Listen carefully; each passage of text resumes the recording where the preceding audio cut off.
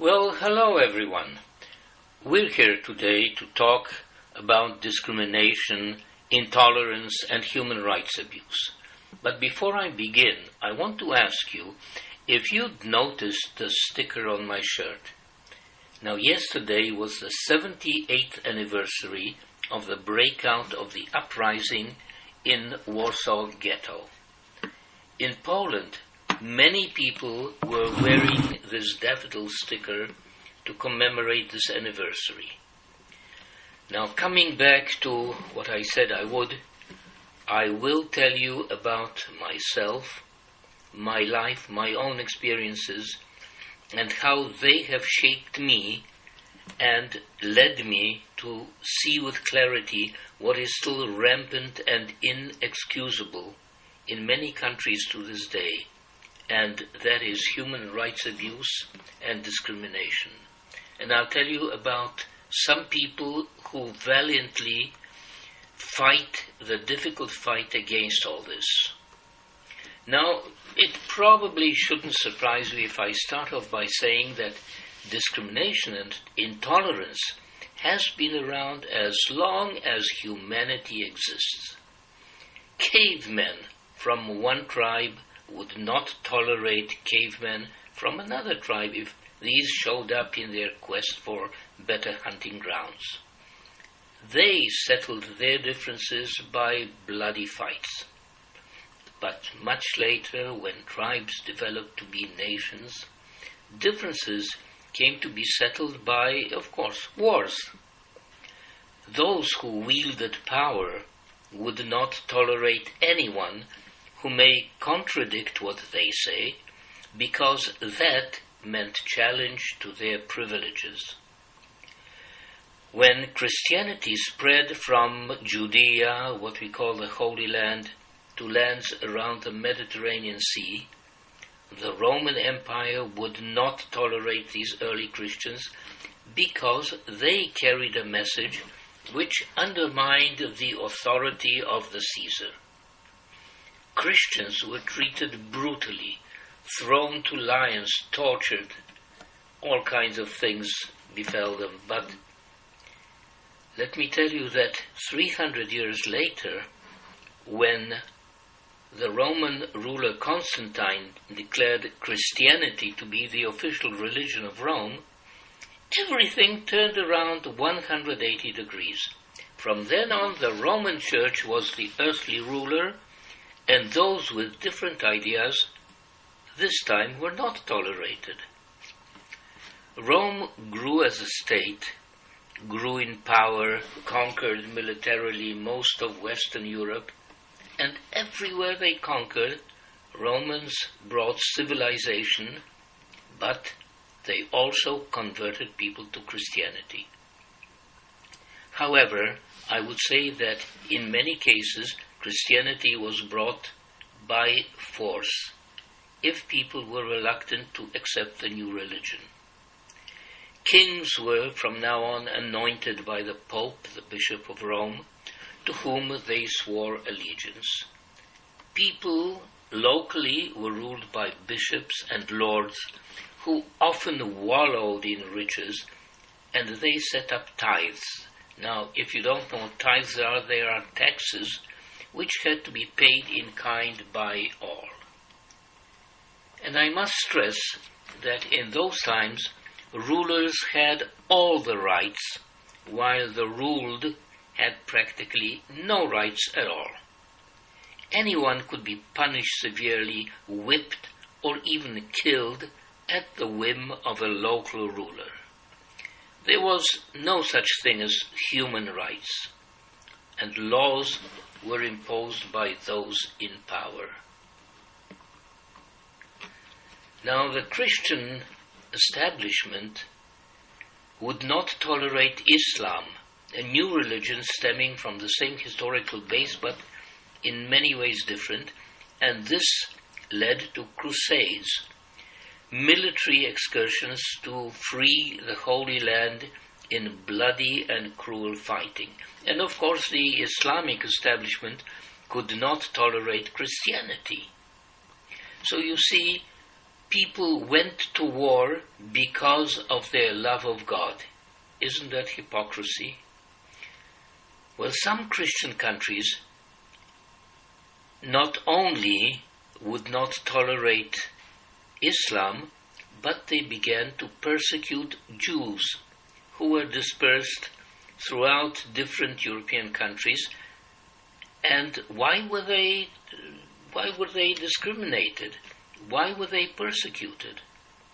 Well, the only reason was that they would not convert to Christianity because they adhered to their old religion, tradition, and that did not accept Jesus as the Son of God and Savior. So Jews were forced to flee from one country to another, from country to country, to seek asylum. And as they did that, slander and false accusations followed them everywhere, and that went on for centuries to come. When the Reformation came about in Europe, and it came about as an obvious result of the Renaissance, the Christian religion, which is, as we know, a religion of love, in the hands of those in power, often became the reason to kill those who interpreted it differently, because different interpretation undermined the authority of the ruling monarchs. Religious differences between countries in Europe led to the 30 Years' War, which left a multitude of dead on both sides. Once again, I'm stressing here, both sides loved God, but they loved God in slightly different ways. So, because of that difference, they had to kill each other. And just let me add another thought. The powerful always practiced the old Roman principle, which in Latin sounds divide et impera, that is, divide and rule. They would set up one group against another because it was never safe for them to be up against a united society. A wronged community, if united, sooner or later rises and revolts. Sometimes the leaders of such a revolt hijack the noble cause and impose a new and cruel dictatorship. Now this happened during the French Revolution, if you remember, the Reign of Terror, after a noble revolt by people who were suppressed and oppressed by the French king. And then again in the 20th century in Russia, when communists took over the struggle of a nation that was oppressed by the Tsarist regime and set up an even more cruel system that lasted many years. Excuse me. Already long ago, oppressors thought up another trick. To point to an enemy, very often imagined, taken off the wall out of the blue, accuse him of all the wrongs that people suffered, to rally support against him. In modern times, as you probably know, the favorite scapegoat in Europe were the Jews, of course. Thus, intolerance and persecution of those who in any way threatened the positions of the powerful, progressed with time, and I'd say that only technology offered more cruel and refined means of persecution. It just kept on going on. I could give you more and more examples how white people cruelly subjugated indigenous inhabitants of South and North America, but maybe I'd run out of time, so I'll simply just mention it and skip to more modern times. Now, during the first half of the 20th century, massive tensions between nations led to 2 world wars. Since the 19th century, a new type of self-identity has been gaining ground in practically all countries among some people. Now, this new feeling is nationalism. So, you'll ask, what is nationalism? How do we define it? I'll give you my own definition. In my opinion, it is a degenerate form of patriotism. Patriotism is love of one's own country, and that's perfectly fine. Nothing wrong with it. But nationalism is unfriendly to people from other countries and nations and assumes a feeling of superiority over other people and other nations. The truth is that every nation of this world is made up of a broad spectrum of people, and every nation has its quota of good and bad people, and we cannot say that any nation is better or worse than any other. Now, already before World War I, a wave of nationalism, understood as I just said it, swept through Europe, a nationalism which excluded all those of different racial origin and of different faith. Turkey murdered about 1 million Armenians in an action of ethnic cleansing of a nation which the Turks would not tolerate. In Germany, which was the big loser in the First World War, poverty led the way to massive unrest when an unlikely savior made himself known. And of course, you know his name, Adolf Hitler, an obscure painter, an evil man, but one who was very charismatic, managed to persuade millions of Germans that the Jews were the source of all evil that befell them. He also declared Germans to be the master race, destined to rule the entire world for 1,000 years. Well, as we know, he ruled only 12 of these 1,000 years. My personal feeling is that it is relatively easy to persuade people that they are better than others. If I keep on telling you that you are superior, you are clever, you are better, sooner or later you will start to believe that yes, you are better than others. And I just want to back up a moment and say that I read a book many years ago when I was young by Erich Maria Remarque. He is dead now, a German anti-Nazi, a fugitive from Hitler, who wrote many books, and among these was the Black Obelisk, Der Schwarze Obelisk, in which he,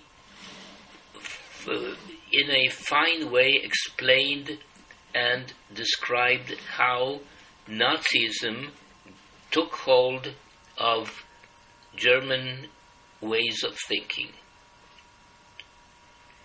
So when Hitler came to power, he immediately set about taking the rights of Jewish citizens away from them, starting from small measures like prohibiting Jews from sitting on the same benches in parks, and ending by setting up concentration camps for all real and imagined enemies, and preparing for an aggressive war against other European countries, which were to provide more living space for Germans and also to provide slave workers.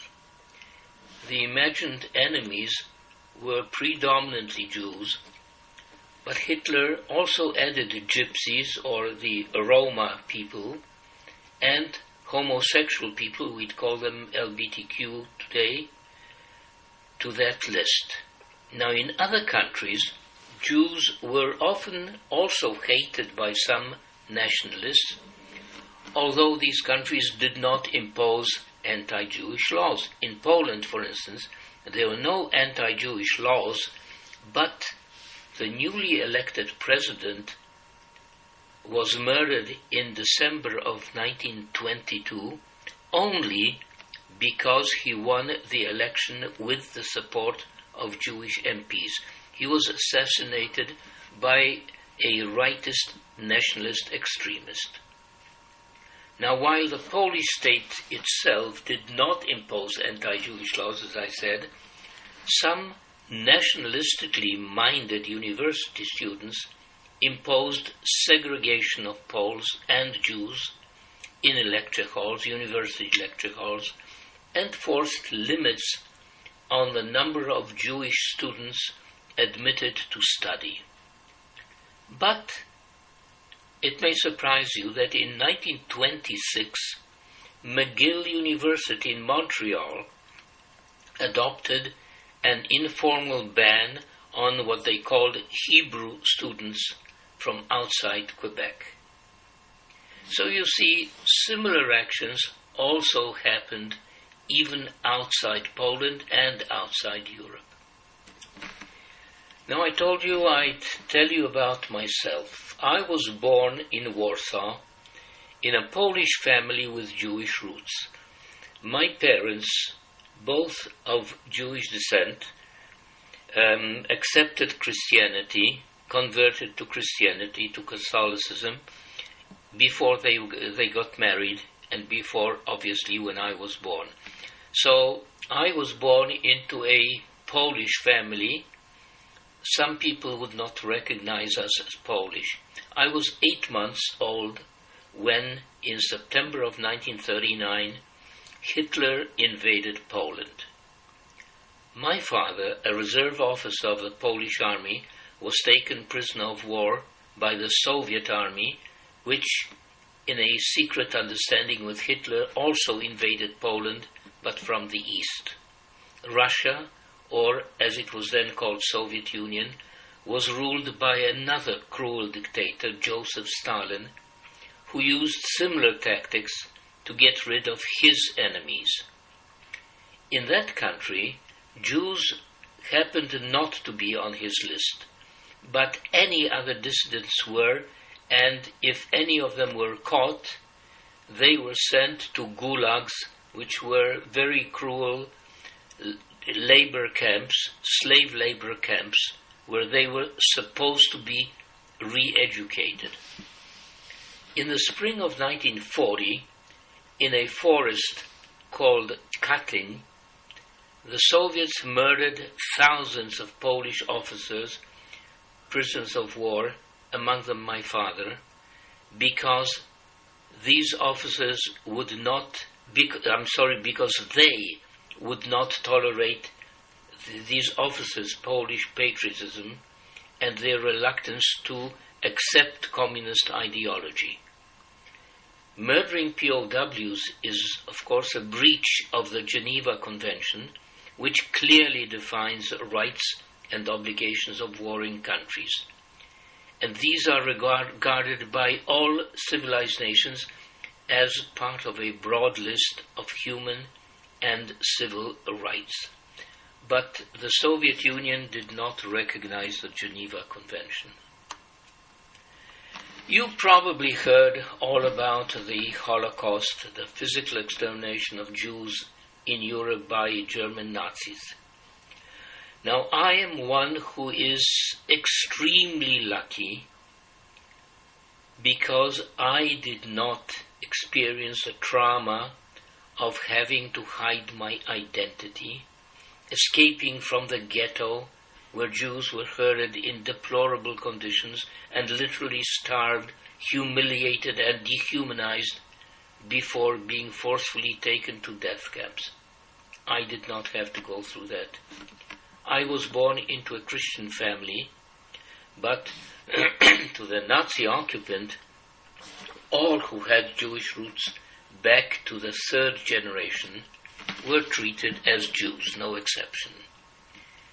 My mother decided not to go to live in the ghetto, and we survived the occupation with false identity papers.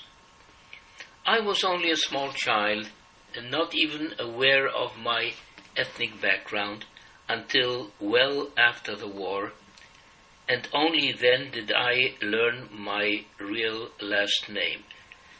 And here I want to stop for a minute and tell you that this was a very traumatic experience for me. I was a little boy, and my knowledge about Jews came from kids of the kids on the block, kids close to where I lived, and I knew that the Jews were those who did not believe in God, that they killed Jesus, and for that they will all fry in hell. So I thought, I happen to be a Jew, which means that I don't believe in God. I thought, like a little child, that it's some biological necessity that if I'm Jewish, it means that I don't believe in God. Of course, I did believe, because I believed in his punishment, and I was terribly scared of being fried in that hell. I can only imagine what my mother must have gone through every day of her 5.5 years of occupation. Now, she was a high school teacher, and during the occupation, she earned her living by secret teaching. And here I have to explain again. Poles were forbidden to gain education above a basic level, because, according to the Nazis, they were destined to be no more than simple slave workers and servants to the master race. So the right of gaining high school and university education was taken away from them. For this reason, classes were held in secret, in small groups, in private apartments. The occupant didn't need any warrants to enter apartments and carry out searches. So, if caught, all these people, teacher and students alike, would be arrested and imprisoned. Now, if any evil person sniffed out anything suspicious and wanted to denounce people like those learning surreptitiously, or Jews hiding anywhere or living with a false identity, and they wanted to denounce them to the occupying authorities, I would not be around to talk to you today. Unfortunately, in all occupied countries in Europe, Poland included, there were people who extorted money by blackmailing Jews in hiding and denounced Jews to German authorities. There were even some who, because of racial hatred, or some for material gain, murdered them, because in Nazi-occupied Poland it was okay to murder a Jew. There was no punishment. Jews were all fair game. When I say the word Jews, I mean not only those who declared themselves as Jewish, but all those who had at least 1/8 of Jewish blood in their veins. But there were also the heroic few who helped Jews to hide and survive. They are called the righteous among nations, and they braved the sentence imposed by the Nazis, which meant death to the one who helped, along with his entire family, including children. Only when I was much older and conscious of the world around me did I come to understand the horror of the Holocaust. Gentile Poles lived through times of unheard of brutality. Many were murdered for simply resistance. Many were rounded up for no reason in the streets and sent off to Germany to be slave laborers. But Jews were killed just for being born Jewish, according to the so-called laws passed by the Nazi authorities. They had no right to live. Their big sin was being Jewish. That is why the Holocaust was termed genocide. That means physical extermination of an entire people, men, women, and children indiscriminately, just for being born into this nation. Such people had no rights at all. Forget human or civil rights. They were simply hunted game. Now the Nazis developed an industrial way of killing Jews. In concentration camps, upon arrival, they were immediately selected. The younger and able-bodied were sent for forced labor, which decimated them within a short time. All the others were herded into what they were told showers, and there, within about 15 minutes, they were all killed by a poisonous gas. Their bodies were then cremated in special furnaces. Now, those able-bodied whom I said were sent to slave work were decimated, and they also died because of they were emaciated completely. And when they died, they were again cremated in those same furnaces. Altogether, about 6 million Jews, European Jews, were killed, half of them Jews from Poland. And this probably comes as no surprise, because the overwhelming majority of European Jews had lived in Poland.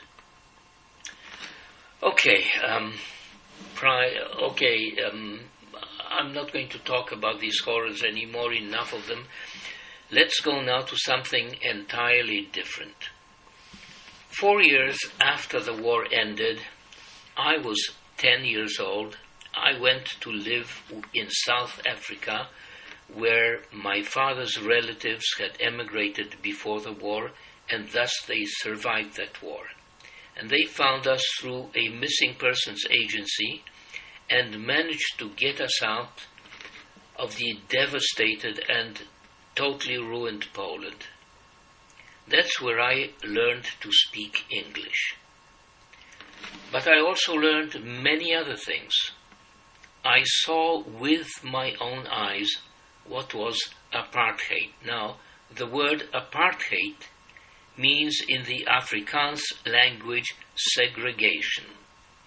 Afrikaans, a language very akin to Dutch, is the language of descendants of immigrants from Europe, most of them Dutch, but also French Huguenots, that is Protestants, who were themselves fugitives from persecution by the Catholic Queen Catherine because of their Protestant religion in the 16th century. You probably all heard about the Saint Bartholomew's Night in Paris.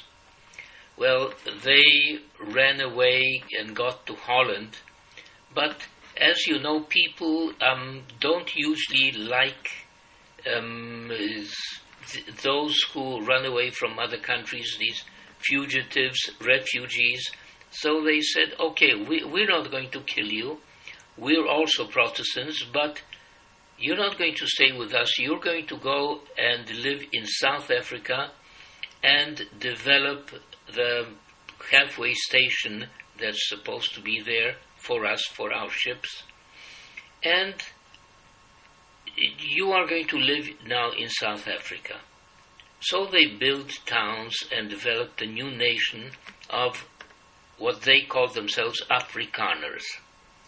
But they also enslaved the Hottentot tribes living near what is today Cape Town. During the Napoleonic Wars, and we are skipping about 100 years forward now, the British invaded the country and came to stay. In the 1830s, the British authorities abolished slavery, much to the dislike of Afrikaners who thought they are depriving us of our rights to keep slaves. So now they set out on a perilous journey north to seek new lands for themselves. They settled new lands and set up their own republics, the Transvaal and Orange Free State. Since about the 18th century, in the meantime, the African black tribes had been migrating down from the north. When white and black people met, fighting began, but the obvious technical superiority of the whites, who had firearms, determined the result. Now, again, I'm skipping with time quite quickly forward, following the discovery of rich gold deposits in the Transvaal and the ensuing gold rush. The British once again came, and now they wanted to take over this Republic of Transvaal, and that resulted in two wars which finally ended with the signing of peace and creation of a two-nation and two-language country, that's English and Dutch, later to be changed to Afrikaans. But this country was only for white people. The black people were left in their villages, leading traditional primitive tribal lives, but with time many were forced by poverty to come to white towns to earn a living as cheap labor.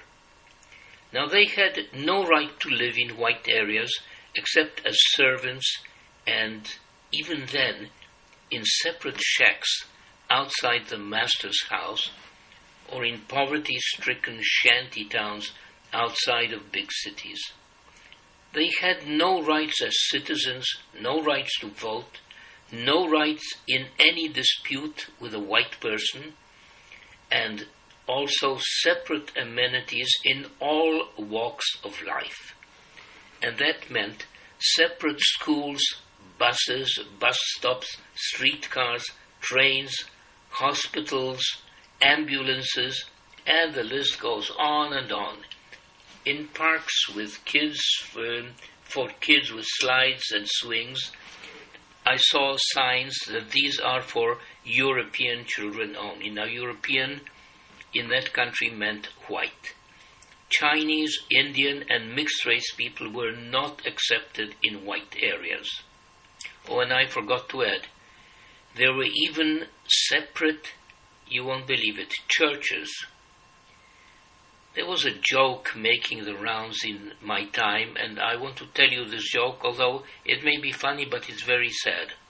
A policeman catches a black man inside a church, of course, only for whites. "What are you doing? You have no right to be here." "Oh, boss, I work here. I sweep the floor for the pastor." "Oh, all right this time, but God help you if I catch you praying in here." As I said, it may be funny, but in reality it's very sad. Now, my uncle was an architect, and one day he took me with to a black shanty town where he was building a church. I saw a school for black children in session. They were sitting along rough wooden benches. There were no school desks. Each child had a small handheld chalk tablet. There was no big blackboard. That's obviously a staple in any classroom in the world. I don't know any classroom without a blackboard, because in this school there were no walls. The classrooms were not even a building. It was a welded pipe structure on which blankets were hung, separating one class from another. Daylight came in through one side left without a blanket screen. The children were all very poorly dressed. It was a picture of extreme poverty. I looked and thought about my school, which had beautiful classrooms with normal desks. Every kid wore a neat school uniform. Every school had its own school uniform. During break, we were given each a bottle of milk and a fruit, paid for by the education department. We even had school books and exercise books to write in, issued to us by the government. As a young boy, I began to realize that I belonged to the privileged class because I had a white skin. And I also noted that many people, even good people, even some of my friends on a daily basis, used the derogatory word kafir, which is the equivalent of the N-word in North America. Now, when I was 13, in my last year of primary school, South Africa celebrated the 300th anniversary of the landing of first white settlers. School children from all white schools in Johannesburg were gathered on a huge stadium, and we were taught a song to sing, and I still remember the words, and I want to read these words to you. South Africa, South Africa, thy children sing of thee. Our lovely land, our fatherland, now listen, where all is bright and free. Where all is bright and free. As I sang along with the other kids, I suddenly saw in my own mind that I saw that school for black children. I realized that by no means was all so bright and free, at least not for everybody. My awareness to human discrimination and injustice was growing, as did my understanding of the word hypocrisy, because it was very hypocritical to say that all is bright and free in South Africa. And here let me divert for a moment from South Africa with its apartheid laws. I want to read you some other words. Some of you may even recognize them. We hold these truths to be self-evident, that all men are created equal, that they are endowed by their Creator with certain unalienable rights, that among these are life, liberty, and the pursuit of happiness. Of course, you probably recognize this comes from the American Declaration of Independence. But I have to say that however beautiful these words sound, their meaning was, at the time of writing them, just as hypocritical as the words of the song about South Africa, where all was supposed to be so bright and free. Why this hypocrisy? Well, let me tell you that both George Washington and Thomas Jefferson, as well as countless other founding fathers, owned slaves. Slaves who were caught in Africa and brought on ships from Africa and sold as goods on the market. These people's human rights, those same rights which the American Declaration of Independence describes as so beautifully, were forcefully taken from them. Up until the Civil War, human rights in America were only for white people. Later, after the war, ex-slaves were set free, but their civil rights were not respected. In many states, they had no voting rights and were subjected to cruel and unjust segregation. It was only in the 1960s, following massive protests and the historical message by Martin Luther King, if you remember, I had a dream, that full desegregation and granting of full rights were accorded in the United States to people of all skin color.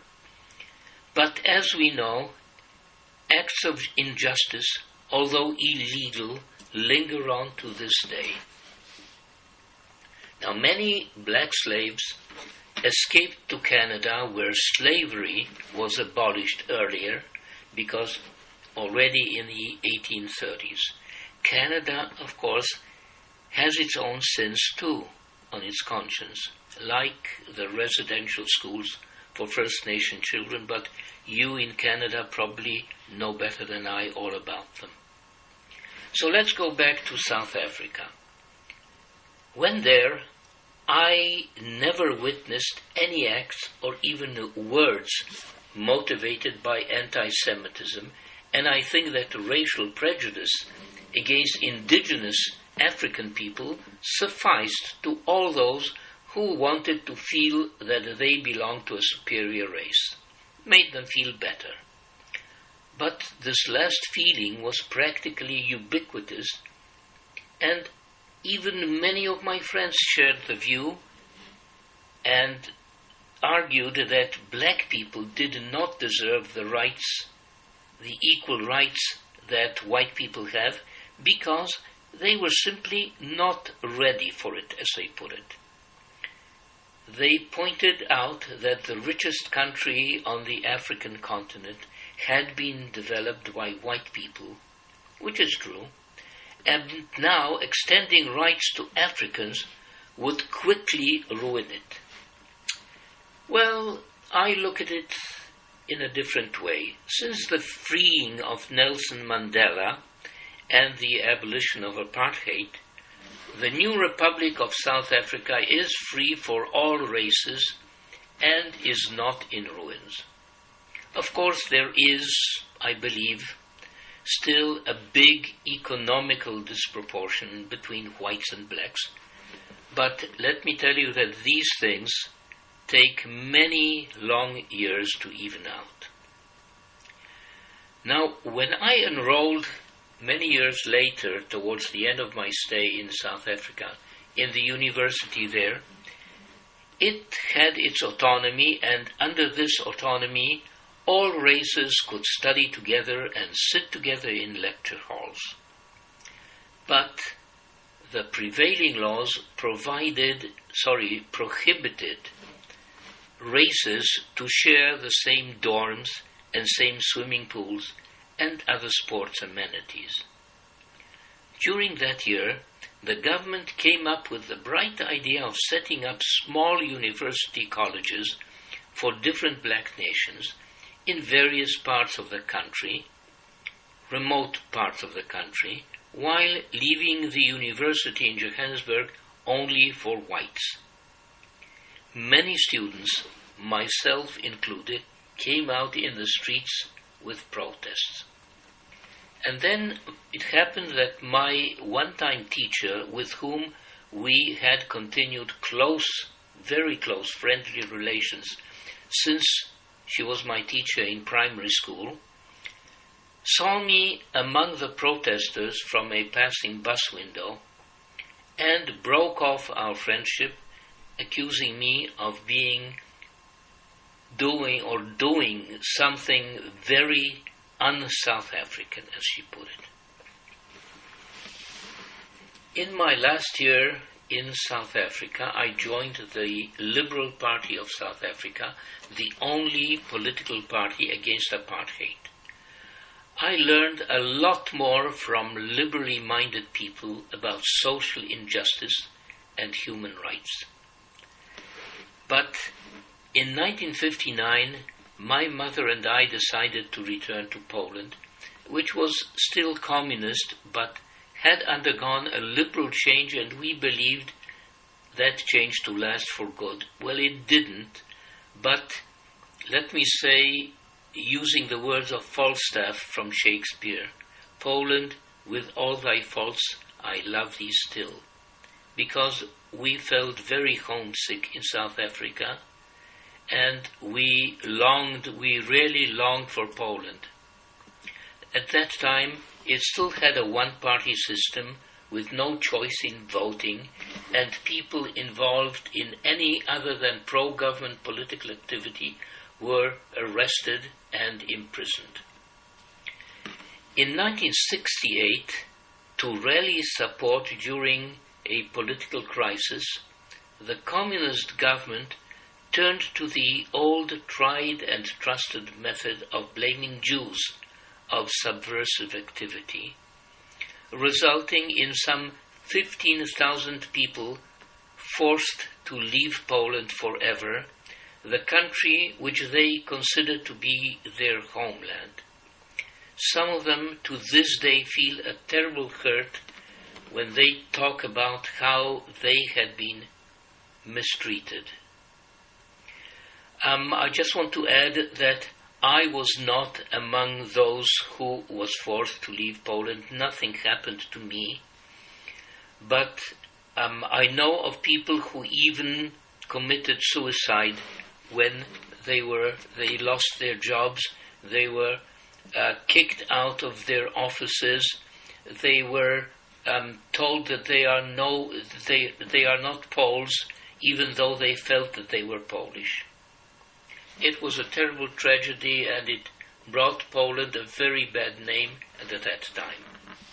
And the communists in Poland ruled from one crisis to another, with leaders in the highest authority changing each time. And the most notable crisis came in 1980, when shipyard workers declared a strike, but demanded not only a pay raise, but numerous political freedoms, like the right to have independent trade unions, and then some civil rights which are considered normal in democratic countries, but they had been taken away from people in countries that were ruled by totalitarian governments. Practically the entire nation rallied around those shipyard workers, and the authorities were forced to make some concessions, allowing the solidarity movement to exist.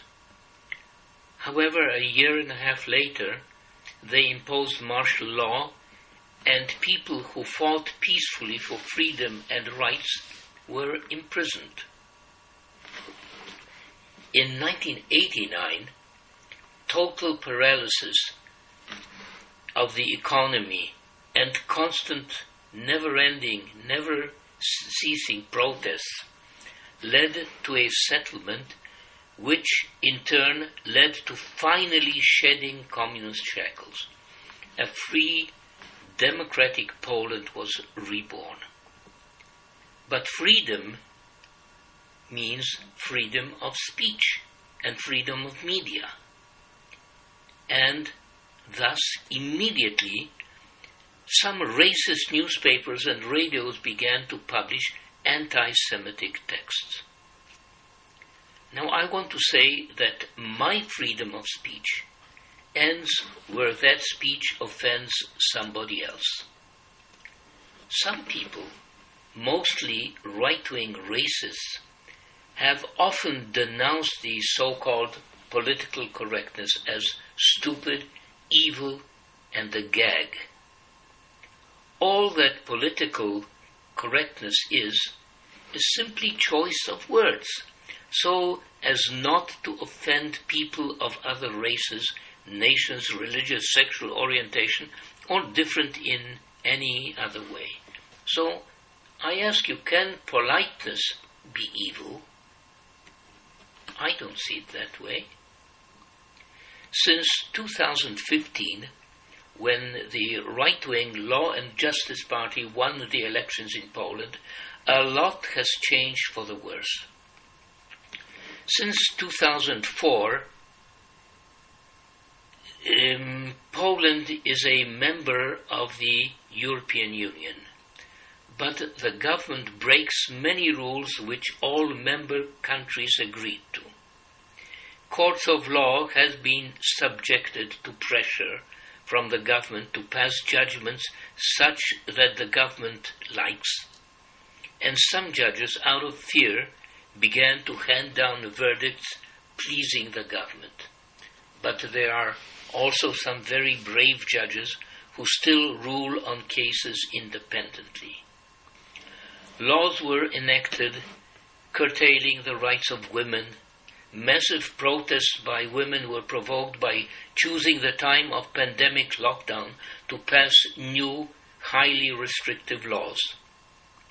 Efforts are underway to silence the remaining free media. And unfortunately, I have to say this, the Catholic Church in Poland, I'm not saying the Catholic Church in the world, Catholic Church in Poland is openly supporting the ruling party, and it is also sweeping cases of pedophilia under the rug. The government and the church have unleashed a hate campaign against the LGBT community. Now, you may be punished for painting a portrait of the Virgin Mary with a rainbow-colored halo. You know that rainbow is now a symbol of the LGBT community, but racist incidents, which are rampant in most cases, go unpunished. Now, the latest project of the government is to revoke Poland's signing of the Istanbul Treaty, which is signed by most nations to combat domestic violence. And now Poland wants to get out of this. After World War II, there was a cry by millions of people, never again, and how naive we were. There were new genocides, the most notable in Cambodia by the Khmer Rouge, and in Rwanda by the Hutus against the Tutsis. Mass murders took place during the war in Bosnia, that's former Yugoslavia. Many other atrocities have happened and are still being perpetrated around the world. There are still nations in which human and civil rights are not respected. In Iran and Saudi Arabia, women have extremely restricted rights. In some Asian countries, there are still totalitarian governments. In some Latin American countries, civil rights and even human rights have been trampled and are still being trampled to this day. In Myanmar, the Rohingya people were persecuted by the government. In Russia and Belarus, dissidents are imprisoned under trumped-up charges, sometimes even murdered. We are extremely lucky to live here in Canada, a democratic country that respects the rule of law and upholds the rights of all, regardless of who they are. Of course, incidents happen here too, but when exposed, they are luckily dealt with. Now, to combat racism and discrimination, and to document cases of abuse, a very noble organization was founded in Poland by the now deceased Marcin Kornak and carried on despite many difficulties. It's called the Never Again Association, and I consider it an honor to collaborate with these fine people. Every year they print a record of documented racist and xenophobic behavior in a publication called the Brown Book. Now, some of you, I'm sure, will be interested in seeing their website and their Facebook site. And I gave these internet addresses to your teacher, to Mr. Gumieniak, and he told me that he will hand them over to anyone who's interested. So remember, the Facebook and the website of the Never Again Association in Poland, of whom I am a proud collaborator. Now, everybody in this world is born with human rights. just as we read in the American Declaration of Independence, and that goes for all people of all color, race, and religion, and every minority. Civil laws are those that civilized nations develop to protect the rights of citizens, rights of free speech, protection against discrimination, equal rights of women, equal rights of all people regardless of their sexual orientation. Also, to the defense of the weaker.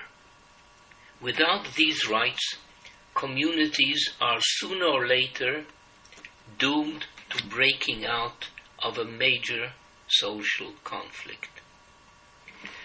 So, after hearing all this, you now see where I am coming from.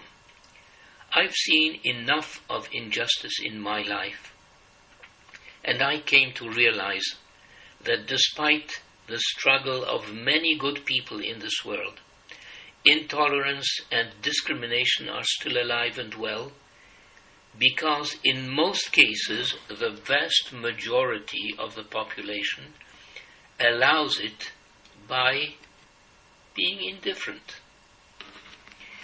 In ending, I'd like to read to you a few famous words. We're almost done, but I'd like to read you a few famous words written in the Dachau Nazi concentration camp by a Protestant minister from Germany, a prominent anti-Nazi hero, Pastor Niemöller. So I'm reading these. First they came for the Jews, and I did not speak out, because I was not a Jew. Then they came for the communists, and I did not speak out, because I was not a communist. Then they came for the trade unionists, and I did not speak out. I was not a trade unionist. Then they came for me, and there was no one left to speak out for me. You must be aware of all evil, even if you happen to see it, never to walk by indifferent.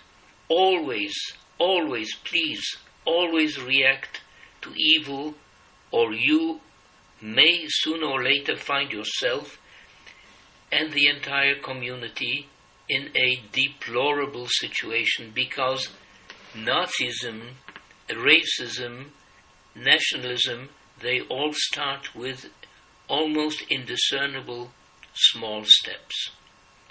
You are young, and we are now passing this world over to you young people. And it's up to you to make it better. Thank you very much again for listening, and I'll be happy to take any questions right now.